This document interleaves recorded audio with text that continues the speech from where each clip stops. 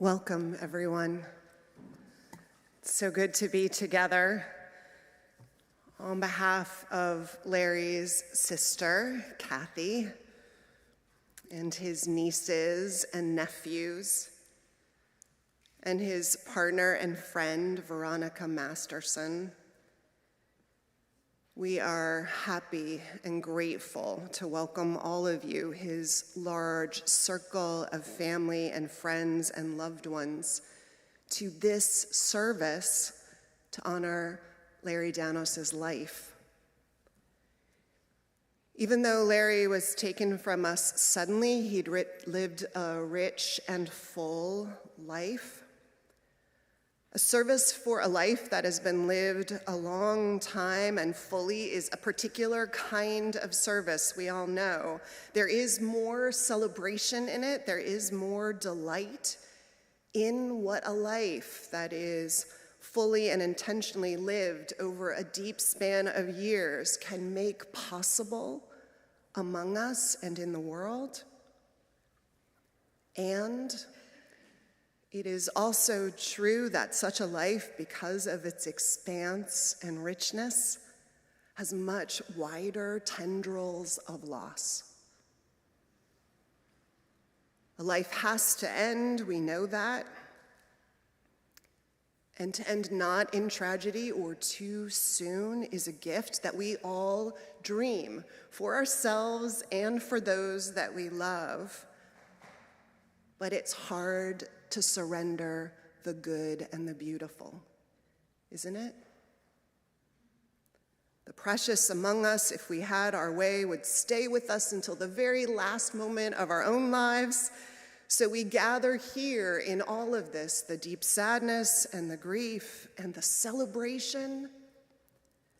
And I want to say that for Larry's sister particularly, this has to be a deep and unique loss of someone that you've known your entire life. So we hold everyone, hold you deeply. We thank everyone for being here, including all the folks who are joining us on live stream from all the places that you find yourself this morning. We bring gratitude for everybody who has made this service possible today and who will make the reception afterwards possible. We tried to get as many names in the program, but if we left someone off, please know that your gifts of self are appreciated, and we bless you for sharing them with this afternoon. So thank you all, and welcome loved ones and family and friends to this service in honor of the life of Larry Danos. We begin the service, as we do all of our services in this community, in this denomination, to light our chalice. We light our chalice for the light that Larry brought into the world, for the warmth of love he brought to each of us, the care and kindness, and for his fire of commitment to serve what he believed and cherished in this world.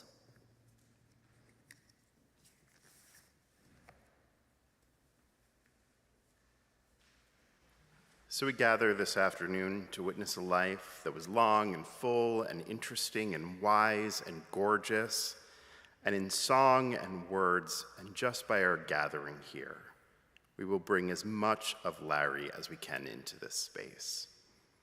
Reminders of his life and his spirit, stories of how he touched and changed some of our lives. We will celebrate who has, even as we bless and pray him into the mystery beyond this life, we know here and now. And we do all this knowing, of course, that nothing loved is ever lost. We open with a reading that is a loose and poetic translation of chapter 10 of the Bhagavad Gita, one of the world's sacred texts. In it, Arjuna, a warrior who's trying to protect those he loves, has realized that his charioteer in this battle is God. And God is trying to explain to the young man the fullness of God and this vision of the divine, is a God which moves through all life, including the natural world. We read it in honor of Larry, who also knew the beauty and sacredness present in nature and gave his life to care for and protect the natural world. I am the self that dwells in the heart of every mortal creature. I am the beginning, the lifespan, the end of all. I am the radiant sun among the light givers. I am the mind. I am the consciousness in the living. I am the death that snatches all. I also am the source of all that shall be born. I am time without end. I am the divine seed of all lives.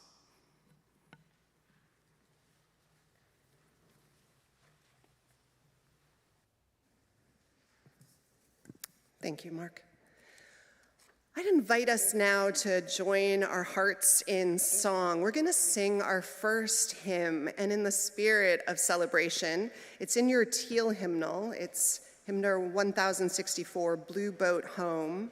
I invite you to rise as you're able in body and certainly in spirit. It is a hymn that is sung to the adventuring spirit, which was Larry's, and to the earth that we know as our home. So let's rise and sing together.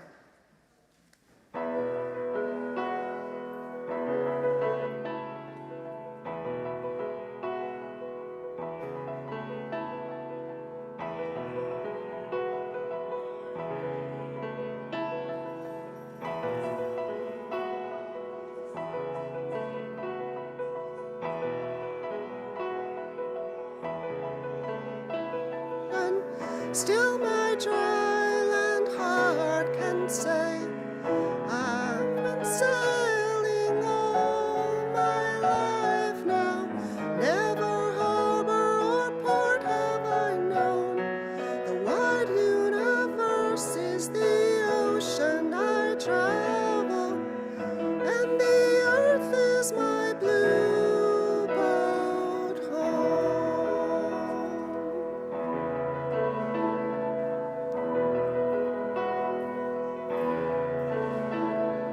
Sun, my sail, and moon, my rudder, as I ply the starry sea, leaning over the edge in wonder, casting questions into the deep, drifting here with my ship's companions, all we kindred pilgrim souls, making our way by the light of the heavens in our beautiful blue boat home.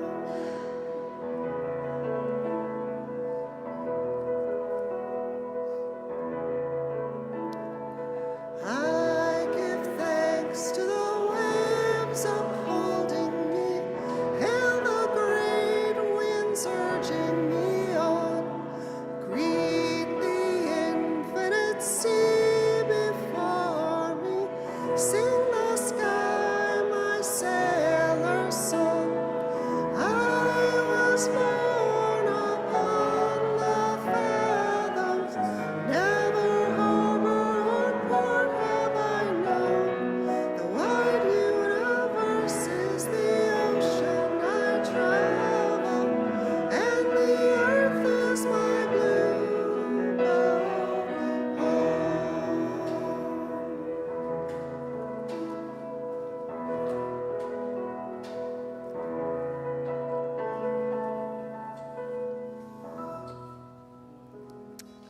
Thank you. I apologize to the people on live stream who had me leading the hymn. It's a chance for them to practice grace.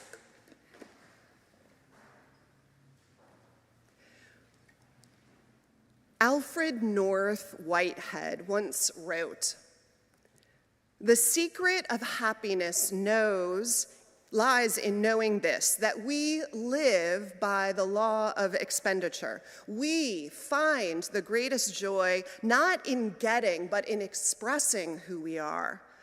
There are tides in the ocean of life, he writes, and what comes in depends on what goes out. The currents flow inward only, where there is an outlet.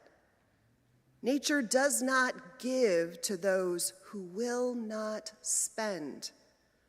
Her gifts are merely loaned to those who will not use them. Larry Danos lived the law of expenditure. Born on January 8th, 1942 in Louisiana to a large family that he loved, he was grounded there in the fundamentals of kindness, humility, serving others, the power and nobility of doing your duty, among so many other virtues and deep values. He would serve in the U.S. Army as a German interpreter. John Kennedy Toole, a Louisiana native who also wrote the Pulitzer Prize-winning novel A Confederacy of Dunces, who was awarded the Pulitzer Prize posthumously for the novel, he wrote two things that I remembered that made me think of Larry. He wrote, let me share with you. You could tell by the way he talked, though, that he had gone to school a long time. That was probably what was wrong with him. And he wrote, leaving New Orleans only frightened me considerably. Outside of the city limits, the heart of darkness, the true wasteland begins. Fortunately, Larry stepped beyond the Louisiana borders and the dangers of leaving home. We in San Francisco were so lucky that for some mysterious and courageous reasons, he left there to move to this state and this city. And Larry brought with him the formal education he had acquired by then at Florida State University, though Larry would, throughout his life, educate himself again and again in so many ways, formal and informal. It was almost, you might say, a spiritual practice for him. But it wasn't what was wrong with him, as Toole's quote says. In Larry's case, it was one of the many things that was so right and wonderful about him. Larry knew so much, but also he carried it so generously. He used it so appropriately in service of what he loved. It was this fine balance that he struck that was this great example of how to be in the world, thoughtful and active. Larry, for instance, loved jazz, adored jazz. These last few years, Veronica said that they would have KCSM on the radio all the time. It was, in fact, Larry's love of jazz that was the genesis of his friendship with Melvin, who we'll hear from later. In Melvin, Larry met someone who possibly knew more than Larry did about jazz. And Larry once told me Melvin definitely knew more of the players personally. Larry loved that shared passion and understanding of this music that he adored. And Larry, he also loved birds. Veronica shared this with me. Larry loved birds on the water. We went birding in the Hayward Marsh, in San Francisco's Heron's Head Park, in Golden Gate Park, in Half Moon Bay, in Pescadero, in Nicasio, in Bolinas, and many other places in the Bay Area. He took his binoculars when we went traveling. He looked at birds in Charlottesville, Virginia, on the pond down from my sister's house. He looked at birds in New Orleans from the porch at Tripp's house. In Florida, we went with his nieces Joyce and Terry to see the anhingas and roseate spoonbills. He and Josh went out in the sub-freezing weather to bird at Walden Pond. Which is to say that Larry brought his love of birding with him wherever he went and shared it, as he did everything he loved, with whoever wanted to be a part of it. Lifelong birder and writer Christian Cooper, in his recent book, Better Life Through Birding, wrote words that I think Larry would agree with. Cooper writes, Birding shifts your perspective, adding new layers of meaning and brokering connections between sounds and seasons, across far-flung places, and between who we are as people and a wild world that both transcends and embraces us. In my life, Cooper writes, it has been a window into the wondrous. Connecting with the wondrous, indeed.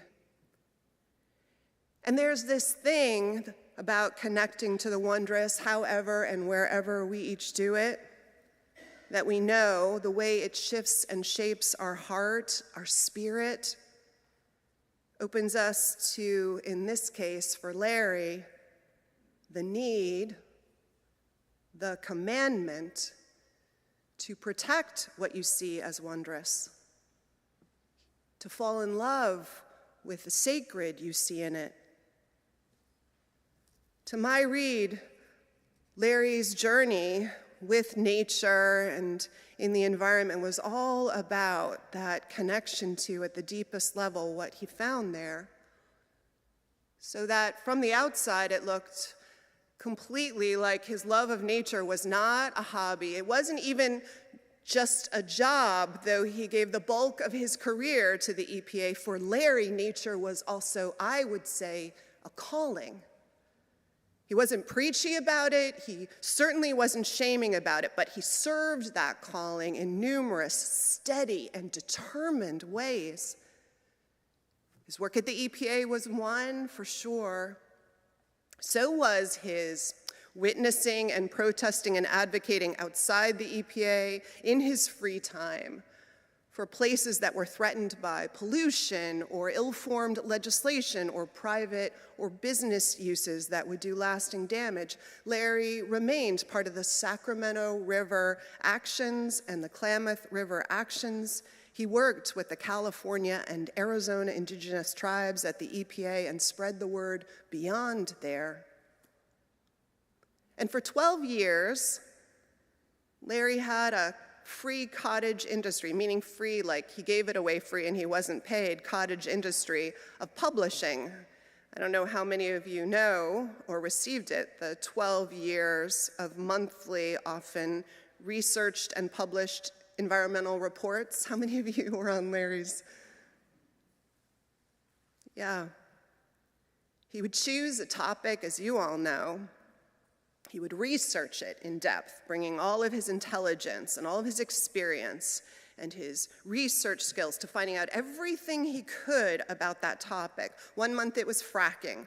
Another it was actually trying to unpack the role of big oil companies in climate change. Another time it was the Sacramento River and the layers of the problem, the dams and the cities that were limiting and restricting the flow of the river. And Larry would fill the report with statistics and facts and unpack it all. And then at the end, he would offer his own conclusions and send it to anyone who wanted it. His list was 74 people at the end. People working in the field, some of you among them, I'm sure, activists, and simply those who were committed to protecting nature. Anyone, that is to say, who took the commandment of stewardship of the earth seriously. And might I say, Larry was religious about getting it out. Larry was religious about humbly, dutifully, seriously, faithfully, doing what he could to serve what he loved everywhere he went. He did that at protests. His patriotism was the kind that believed that we had to hold a city, a state, a nation, and its citizens accountable for doing what was right. He himself was arrested many times at marches for things he felt strongly about, the war in Iraq, a woman's right to bodily autonomy, and whenever unjustly people's rights were denied. In fact, the first time Larry really came into focus for me, when I had a sense of who he was, had a sense of what I was in the presence of, was early in my ministry here, around protests. I don't remember exactly what was happening then, what was the genesis of it all, but there were protests happening in San Francisco. And I do remember that one group, a national group that was famous for its ugly and obnoxious rhetoric, had booked Chrissy Field for a rally. And the church was encouraging people not to show up at this rally in protest because, well, it was a strategic choice. Frankly, a rally without any people there is not newsworthy, and that seemed the best strategy, deny the oxygen to this group. But a group of our young adults wanted to show up. They were committed to showing up, and Larry got word of their desire to go to the event, and he asked me about it, and I explained. We'd argued with them not to go and why. They were insisting on showing up anyway. I couldn't stop them. I let him know, because I could tell he wanted me to, but I don't have that much power. And then, this is when I began to see Larry.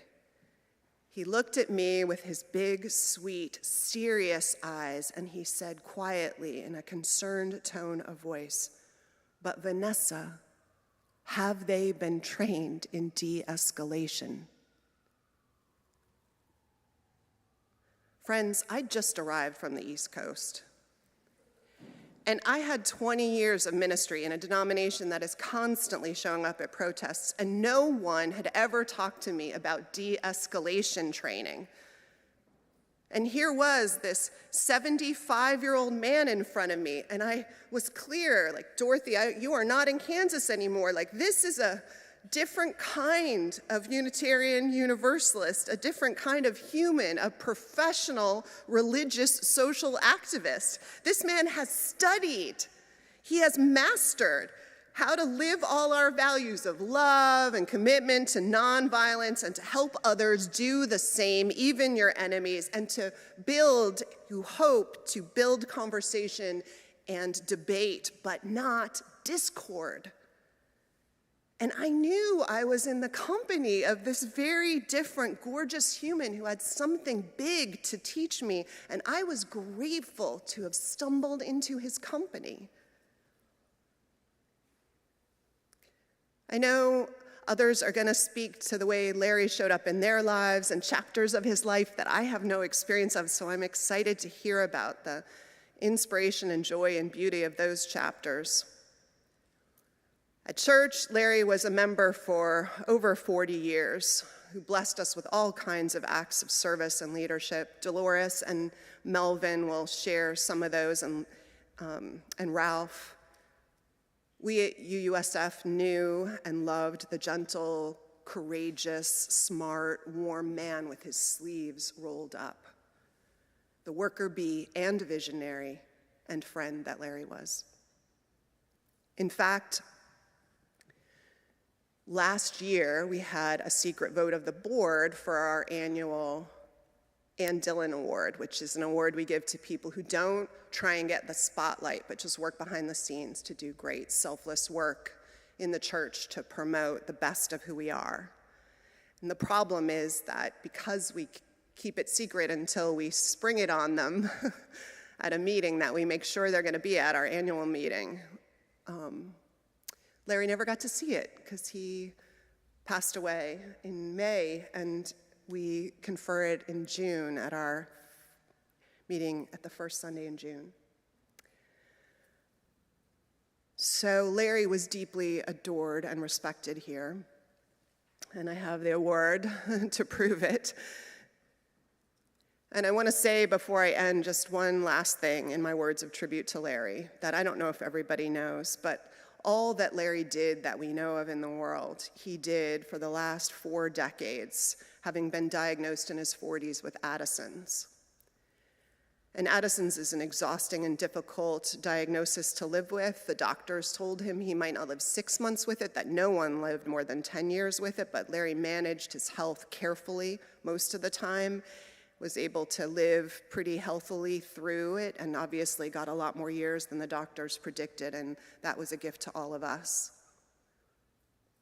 And This last year or so, Larry has been in the hospital twice after getting sick and being stoic for a bit too long, dangerously long. And so this last May, in late May, Larry was feeling under the weather again. And on May 27th, he was found unresponsive in his bed.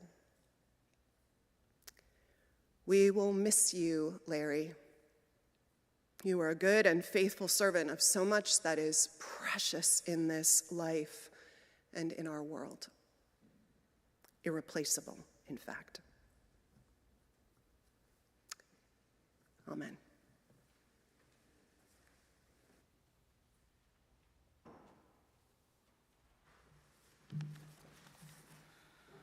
Oh, no, you're good. I was just about to invite Dolores up to come share memories of Larry.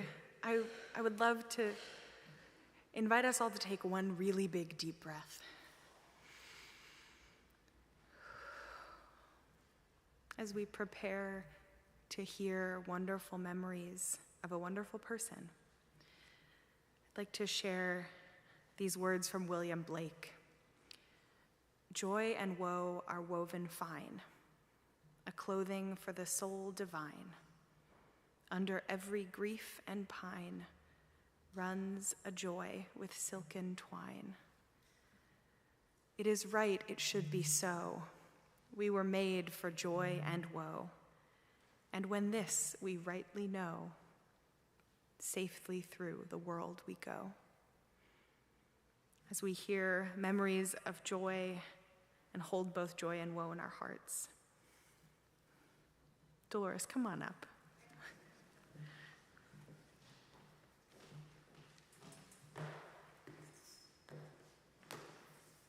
Thank you.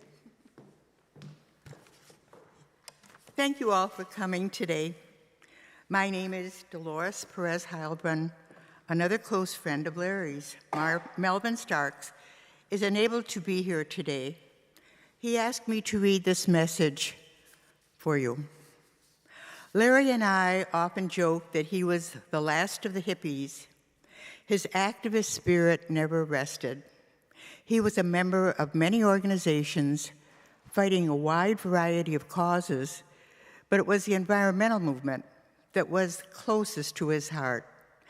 As a member of UUSF for many years, one of his greatest accomplishments was the co-founding of the Sensible Cinema film series, which started as the Green Reel Film Festival. Larry will be deeply missed by the community, and especially by me. That's from Melvin Starks. I'm so happy to see you all here today. Another close friend of Larry's can't be here, but I knew Larry for almost 30 years. At the UU Society, we belonged to committees working on environmental issues, and over the years, organized many activities, including hiking trips. Maybe some of you remember them. We would go over to the Marin Headlands, often ending up at the Marine Mammal Center. We explored various trails, like the Miwok and Tennessee Valley trails, and hiked up to Hawk Hill, overlooking the Golden Gate Bridge. We watched the various raptors during their annual migration take off from the perches at the headlands and flying south. It was very thrilling. Larry could identify them and would explain how to recognize each of their unique features. When he moved to the East Bay, he took us to explore the wildlife at the Hayward Marsh. Beyond these hiking forays, Larry was also concerned about social justice issues. He belonged to our Peace and Justice Committee and participated with us in many protests to the various conflicts in which our country was involved over the years. He also supported our civil disobedience actions and participated in them, often trying to protect us. He was especially interested in efforts to protect our wildlife, for reestablishing the original waterways of California, for example. He gave detailed presentations on those subjects often. He and Betsy Dar organized the Green Committee, educating us on practical ways to act out our beliefs. Through his professional work at the Environmental Protection Agency and his own research, he wrote newsletters on the latest national and local issues, explaining and advising us about ballot measures affecting the environment that we could vote on, and he'd tell us how to vote. Most of all, Larry was remarkably kind and unpretentious. He was a true gentleman. I never once heard him speak unkindly to or about anyone. He offered to take on difficult responsibilities such as monitoring and protecting us if the police were involved during our various demonstrations. He was so reliable. We were all happy and enthusiastic about Larry and Veronica's wonderful partnership. Being with them was such a joy. We had so much fun together. The last time we saw Larry seems like just a few weeks ago on a Sunday. My husband Dave and I became anxious as we discovered friends responsible were sick and unable to help prepare for the Sunday Forum breakfast. We hurriedly tried to set up the food tables since many hungry people began arriving. We were anxious as it was incomplete when suddenly Larry appeared and without a word jumped in to help, calming everyone down. He saved the day. That was typical of Larry. Like most of you, I was in shock and disbelief to hear about Larry's sudden passing. Something special went out of our lives. Larry's unique and loving spirit will remain with us forever. I think of us all as birds of a feather, and I will remember him especially when I pick up these beautiful binoculars that belong to Larry. Thank you, Veronica, for giving me this last gift from Larry. As the Buddha says, neither fire, nor wind, nor death can erase our good deeds. Thank you.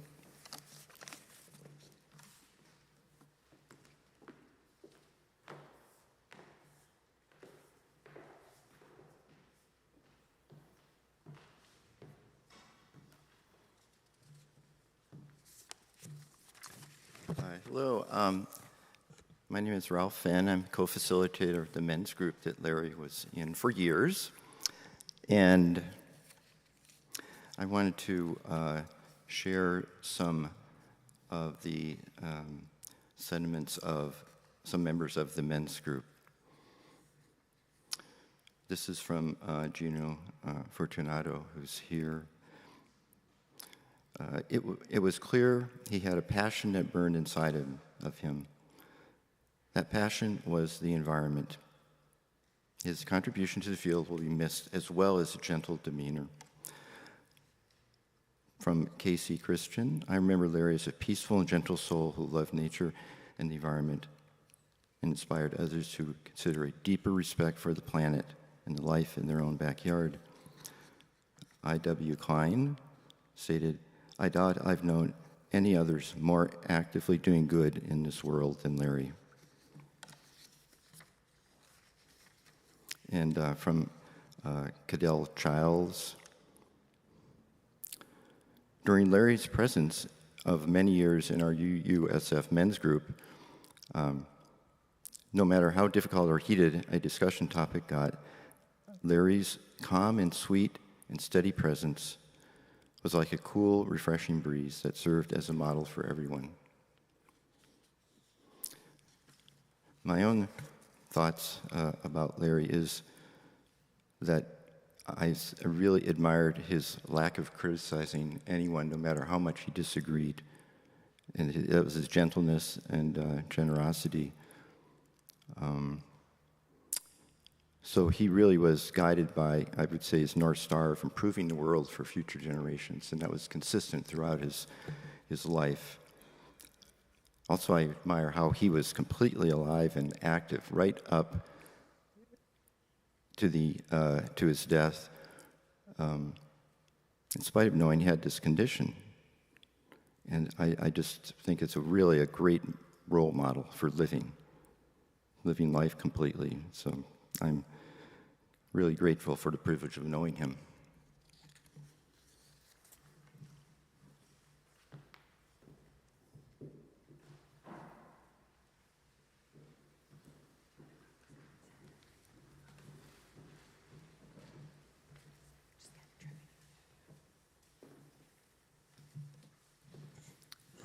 Hello, I'm Isaiah, Uncle Larry's nephew.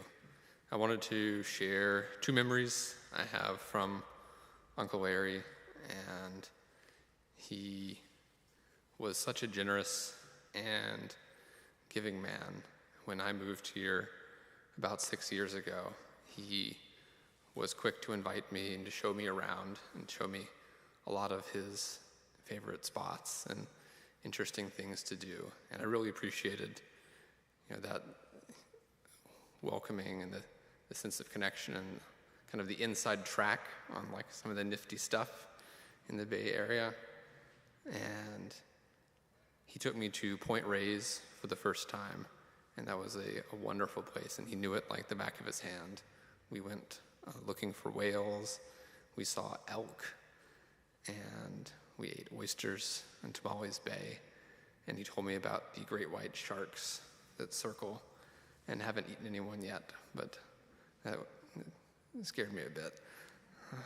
But this last weekend, Uncle Larry left me a pair of his binoculars, and I went out to Point Reyes again, and I looked for whales, and I watched the pelicans skim across the waves, and I remembered, how Uncle Larry always knew what birds those were, and the knowledge he shared with me, and all the birding trips that he went and invited me out on.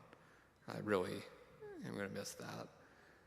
And the second memory I want to share is Uncle Larry's culinary expertise and Uncle Larry's soups. He's taught me many soup recipes, which have been very well received, and so some of his soup recipes live on. I continue to make them. His ham bone soup, savory mushroom soup, the Trader Joe's special soup, which is like half the store goes in the pot, and it's lovely. And so I have to make a lot of soup these days because lots of people appear out of the woodwork and they want some of Uncle Larry's recipes. And so I'm glad to continue to share the way he shared with me. And so, I just want to say that, I miss Uncle Larry, and, he was just a wonderful part of my life.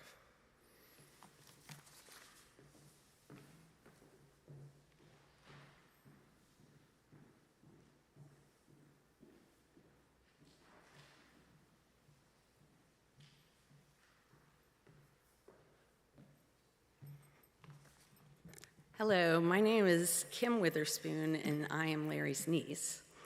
And I'd like to say a few words about Uncle Larry, and I've kind of prepared some things here, but a lot of it has already been said as well from so many people who knew him so well. But I'm going to say a few words on behalf of my mom, Kathy Danos Morris, and our family. One of the first things that comes to mind when I think about Uncle Larry is his infectious laugh. It was low, slow, and it always made me giggle. To know Larry was to know that laugh. Another common memory that our family has shared together was their time on his futon. I'm not sure when that piece of furniture was purchased, but everyone I know who visited Uncle Larry slept on that futon, one time or another. I always thought Uncle Larry lived such an interesting life. He was born in Thibodaux, Louisiana, the second youngest of 5 siblings, but spent most of his childhood in Cantonment, Florida, which is just outside of Pensacola. My mom says he was smart, fun, and very protective of her. He had many friends and did not want my mom dating any of them. He went to college at Florida State, as we mentioned, and earned a degree in geology, which tells me that his love of the environment went way back to his childhood. As you know, he spent time in the Army in Germany as a German interpreter, or I always thought perhaps a spy. He returned to the US eventually and settled in San Francisco, where his father was living at the time. He got an apartment in the Haight-Ashbury in the late 60s, early 70s hippie era. So that goes to his life still living as a hippie. I can only imagine what that would have been like, and I wish I knew more. He was not afraid to protest for what he believed in, and Veronica shared that he had been arrested 17 times for that passion. He held many jobs over the years, but I was especially intrigued with his work with indigenous tribes in California and Arizona for the EPA. His love of learning continued throughout his life. He went back to school several times to study accounting and worked as a tax person for H&R Block. He studied computer science and environmental management. He had actually just completed a course in geology a few months before he died, and apparently was very upset to be getting a B. In our family, Larry was known for his car tours around the city, no doubt because of his experience working as a yellow cab driver back in the 70s. He knew all the off-the-beaten-path places to go for great food at cheap prices.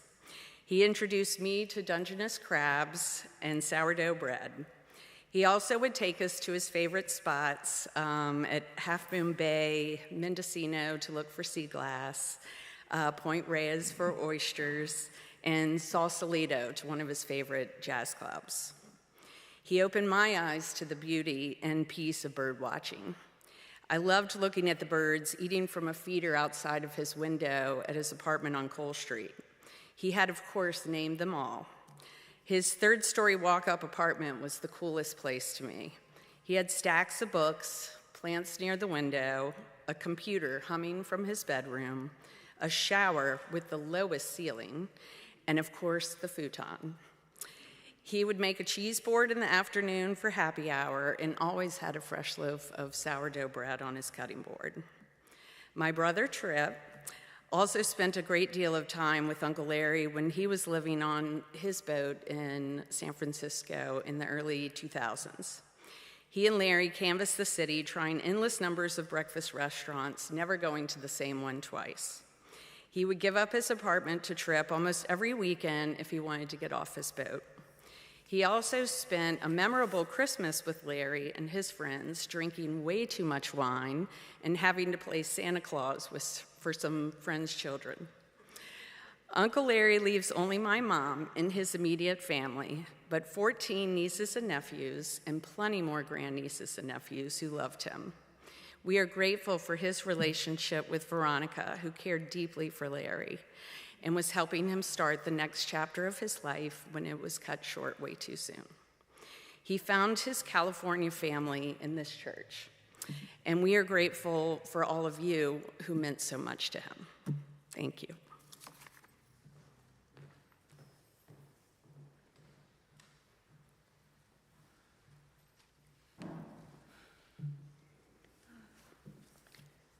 Thank you so much, all who have shared these beautiful memories, given us that broader picture of his life, the fullness. I'm Phoebe Eckhart Lee, and I grew up in this church. So I met Larry when I was probably a small child. But our first real interaction was when I was 14 years old and I wanted to go to the United Nations, Unitarian Universalist United Nations Conference. And Larry agreed to be my chaperone. And so he and I went to New York. Little did I know that he would become a part of my family 15 years later. This past Christmas, Larry visited us in Massachusetts and greatly enjoyed Walden Pond and telling us about his old days in Cambridge. So I want to share a poem from Mary Oliver that I think speaks to some of that love for natural places, for wild things. It is called Blackwater Woods.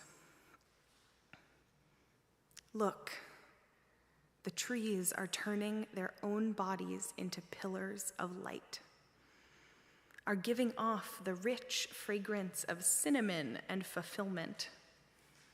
The long tapers of cattails are bursting and floating away over the blue shoulders of the ponds. And every pond, no matter what its name is nameless now. Every year, everything I have ever learned in my lifetime leads back to this. The fires and the black river of loss, whose other side is salvation, whose meaning none of us will ever know. To live in this world, you must be able to do 3 things. To love what is mortal, to hold it against your bones, knowing your own life depends on it.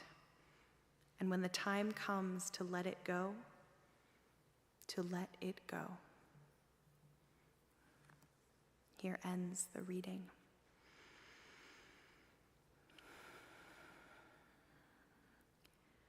Would you join me as I continue in prayer?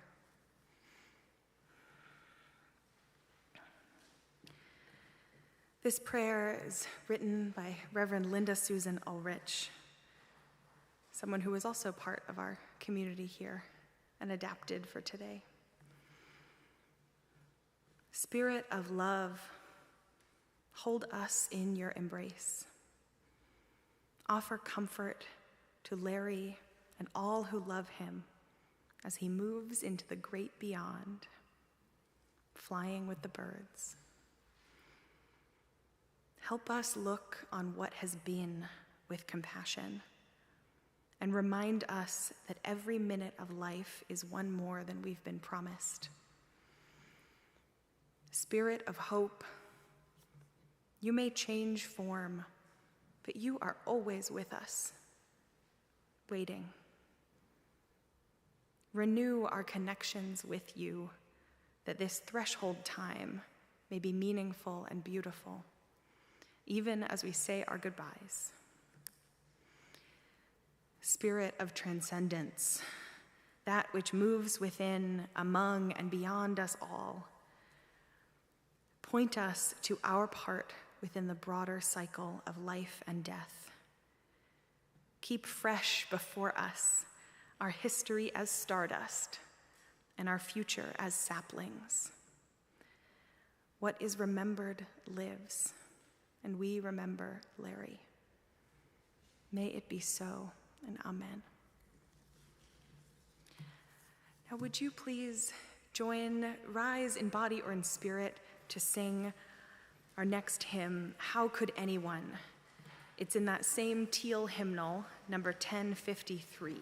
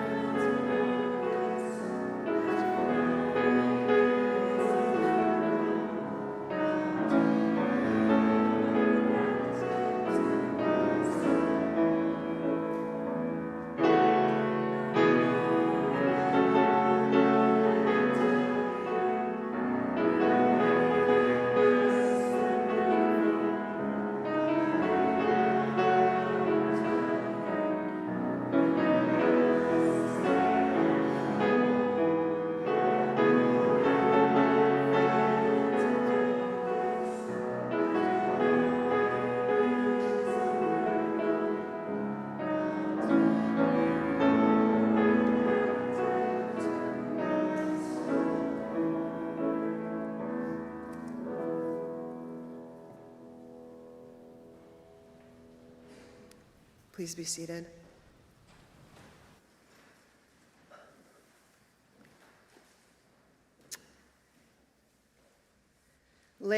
who loved family and community and nature, and apparently also pie, will be celebrated in continued conversations after the service ends at our reception with pie and other things. So I hope you all can join us there, and please bring your stories and share them, especially with Larry's family if they haven't heard them, but let's keep his spirit alive.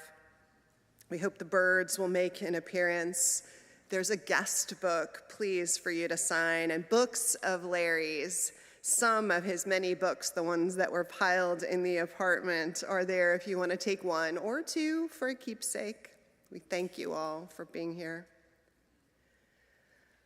The poet Edna St. Vincent Millay once wrote, "I am not resigned to the shedding away of loving hearts in the hard ground.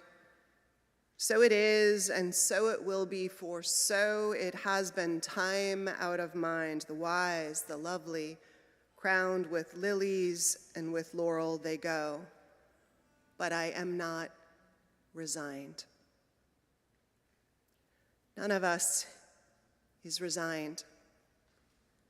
But we are grateful for the fact that our lives have been blessed in some of the ways spoken about and in ways we all know in our own hearts, privately, in quiet moments of remembrance, by having Larry as part of the world that we knew and that shaped us. We're all changed and bettered and reassured by the wisdom and the warmth and the presence of Larry in the company of the many chapters we have shared in this brief and beautiful life, too brief. We are not resigned to saying goodbye, but we carry so much of Larry beyond this earthly farewell. We hold him in our hearts, we send him our blessings, and offer gratitude to the universe that gave rise to his life, that gives rise to our own, committed to living each moment with the fullness and the commitment and love, that values that Larry brought to his. I'd invite us to join hands to rise and connect in the interdependent web that's connected of all life that Larry believed in. I'm going to ask Mark to extinguish our chalice, remembering that even as we extinguish the light from it, that we carry Larry's legacy and love with us. And Phoebe, if you'd grab my hand, and Mark too. Oh, it won't go out. It's always interesting when the light won't go out, isn't it?